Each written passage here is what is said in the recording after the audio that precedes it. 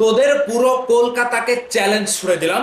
তোরা কলকাতাতে যতগুলো হেটার্স রয়েছে সকলেই মিলেও যদি শাকিব খানকে আটকাতে পারিস, তোদের কাছে আমি হার মেনে নেব। ভাই ব্রাদার্স, আজকে শাকিব খানকে নিয়ে কলকাতার ইউটিউবাররা এত জ্বলছে কেন, কলকাতার হেটার্সরা এত জ্বলছে কেন, ঠিক সেই কারণটা খতিয়ে দেখতে গেলে আমি যতটুকু পেয়েছি, শাকিব খান গ্লোবাল স্টার হয়ে যাওয়ার কারণেই তাদের এই জ্বলাজ্বলিটা শুরু। কলকাতার হেটার্সদের, কলকাতার কিছু টাকা খেয়ে ইউটিউব করে সেগুলোদের জ্বলে যাচ্ছে। তার কারণ একটাই, শাকিব খান শুধু বাংলাদেশ এবং কলকাতার নায়ক না, শাকিব খান এখন global superstar, global mega star হয়ে যাচ্ছে। আর এই জায়গা থেকে তাদের সহ্য হচ্ছে না। এর আগেও আমরা দেখেছি কলকাতার একজন প্রযোজক রানা সরকার নামে শাকিব খানকে নিয়ে বিভিন্ন নেতিবাচক মন্তব্য করে থাকে, শাকিব খানের নামে বিভিন্ন রকম বদনাম করে থাকে, শাকিব খানকে নিয়ে তাদের জলাজলিটা যেন কমে না। ঠিক এবারও শাকিব খানের তুফান সিনেমাটি তার উৎস, তারা তুফান সিনেমাটিকে উৎস হিসেবে নিয়েছে শাকিব খানের বিপক্ষে কথা বলা কিংবা শাকিব খানের সিনেমার বদনাম গাওয়া। তারা সিনেমার প্রচারণা করে টাকা খেয়ে, আর তুফান সিনেমার টিম হয়তো তাদেরকে টাকা দেয়নি। এমনকি বাংলাদেশের একটি কমার্শিয়াল সিনেমা হচ্ছে, সেই কমার্শিয়াল সিনেমার দাপটে কলকাতার নায়করা হারিয়ে যাচ্ছে। এক কথায় শাকিব খান বাংলাদেশ কলকাতা পেরিয়ে বিশ্বের দরবারে একটা গ্লোবালি জায়গা করে নিচ্ছে। এই জায়গাটা যেন শাকিব খান না পায়, সেই জন্য শাকিব খানকে কত রকম ভাবে, কত রকম পথে আটকাতে হবে, তারা সেই প্রসেসটাই নেমেছে। কলকাতার যারা হেডার্স রয়েছে, তোদেরকে আমি আবারও চ্যালেঞ্জ করে দিচ্ছি, বাংলাদেশের মেগাস্টারের সাথে কখনো কেউ, কোনো অপারক শত্রু এসে শাকিব খানের সাথে লেগে শাকিব খানকে দমাতে পারেনি। আর তোরা তো নানার বাড়ি থাকিস, আমরা থাকি দাদার বাড়ি, তোরা থাকিস নানার বাড়ি।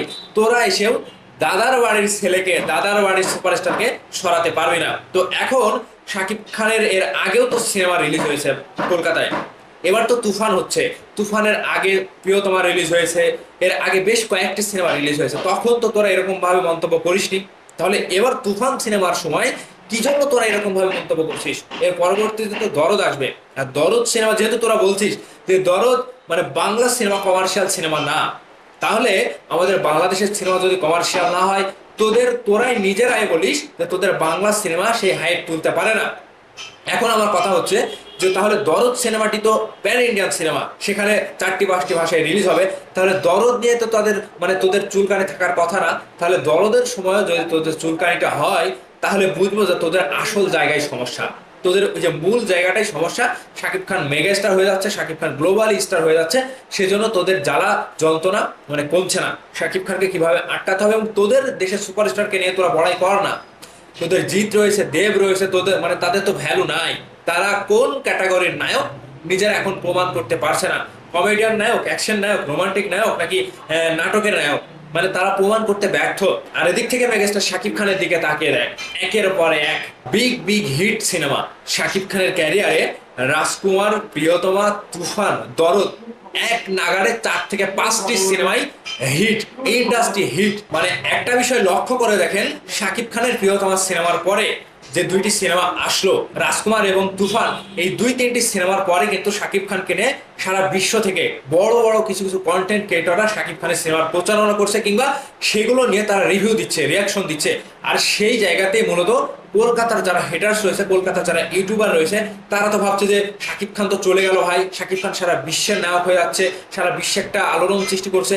সেই শাকিব খানের যে একটা ইনিংস শুরু হয়েছে, সেই ইনিংসটাতেই কলকাতার যারা হেটার্স রয়েছে, যারা ইউটিউবার রয়েছে, তারা ঈর্ষান্বিত হচ্ছে। শাকিব খানকে তো আটকাতে হবে যেভাবে হোক, আমাদের আমাদের কলকাতার নায়করা পারছে না, শাকিব খান উঠে যাচ্ছে দমদমে। তো এইগুলো মানে এই সব বিষয়গুলো থেকেই শাকিব খানের পেছনে তারা লেগেছে। সোশ্যাল মিডিয়াতে ঢুকলে, সামাজিক যোগাযোগ মাধ্যমে শাকিব খানের বদনাম, শাকিব খানকে নিয়ে বিভিন্ন বিরূপ মন্তব্য, জিতের ফ্যানরা বলেন, দেবের ফ্যানরা বলেন, এক কথায় ফ্যানদের কোনো জ্ঞানজাম হওয়া উচিত না, আমরা যেটা মনে করি। তবে আমাদের মেগাস্টার শাকিব খানকে আমরা যেভাবে প্রেজেন্ট করছি, তোরা তোদের সুপারস্টারকে সেভাবে প্রেজেন্ট কর, তাহলেই তো হয়ে যায়। তো কলকাতা থেকে এরকম ভাবে ঈর্ষান্বিত একটা ভাব, শাকিব খানকে আটকানো, সোশ্যাল মিডিয়াতে লেখালেখি, শাকিব খানের নামে বদনাম, শাকিবিয়ানদের নামে বদনাম, এক কথায় এখন সিনেমা থেকে ভক্তদের সাথে সরাসরি একটা ঈর্ষান্বিত ভাব এবং মন কাটাকাটি বলেন, একটা গ্যাঞ্জামের পর্যায়ে বলেন, সবকিছু হয়ে যাচ্ছে। তো এখন শাকিব খানকে আটকানোর মূল পন্থা হচ্ছে, শাকিব খান গ্লোবাল স্টার হয়ে যাচ্ছে, গ্লোবাল সুপারস্টার মেগাস্টার হয়ে যাচ্ছে, সেই জায়গাতে তাদের জলাজলিটা শুরু হয়ে যাচ্ছে। তো ভাই, এগুলো করে কি শাকিব খানকে আটকাতে পেরেছে কেউ? পারেনি। এবারও কলকাতার হেটার্স, কলকাতার ইউটিউবাররা পারবে না। তো আমি মনে করি আমাদের megastar globally superstar, globally megastar হয়ে সারা বিশ্বকে তাক লাগিয়ে দেবে। এক কথায় বলিউডের পর্যায়ের নায়কের কাতারে শাকিব খান ভাই চলে যাবে খুব শীঘ্রই। এটা দেখে তোদের আরো জলাজলি সামনে শুরু হবে, সেটার জন্য ওয়েট করছি তোরা কতটুকু কি করতে পারিস শাকিব খানের বিপক্ষে গিয়ে। তো ভাই অবশ্যই এই সকল সাময়িক বিষয়গুলো নিয়ে আপনাদের মতামতগুলো ভিডিওর নিচে কমেন্ট করে জানাবেন। ভালো থাকবেন, ধন্যবাদ সম্পূর্ণ ভিডিওটি দেখার জন্য।